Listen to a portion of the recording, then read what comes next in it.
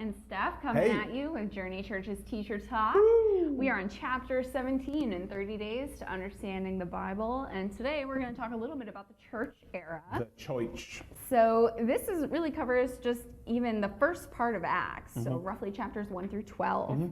And we kind of take a look at the creation and the growth of the church, right? Carrying, Jesus forward to the nations. Talks a little bit about some persecution that, they experienced in the early church. Yeah. And then also our transition into, the later church. Yeah, absolutely. Well, and I think one of the things that's important to note is that when Jesus used the word church, he actually used the word ecclesia, which means called out ones.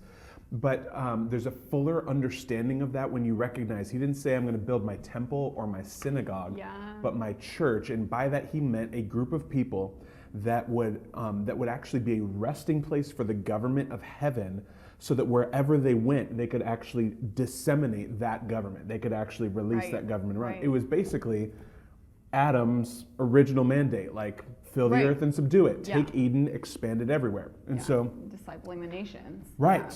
So Jesus has given that back to us now, and he's like, okay, now go do that. Now do it again, but now you've got it living on the inside, right? Yeah, man. So Steph, I actually, we've talked a little bit about this, and in a couple of these sessions, that this chapter, if you guys don't know, this chapter 17, where it says even the church era, already gives us a little bit of that denominational lens, like seeing things through a more traditional mindset. Sure.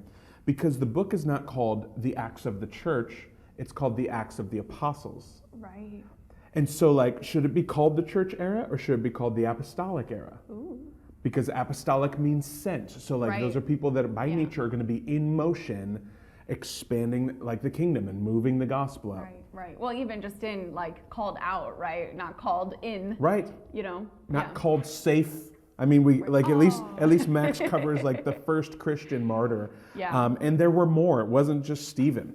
James dies a few chapters later. Yeah. So so it's just interesting. So remember, friends, when you're reading both the Bible and even material like this, that we want to invite you to see things through a kingdom lens. Yeah. I think that's even in our mandate, inspire a kingdom approach to your study of the Bible.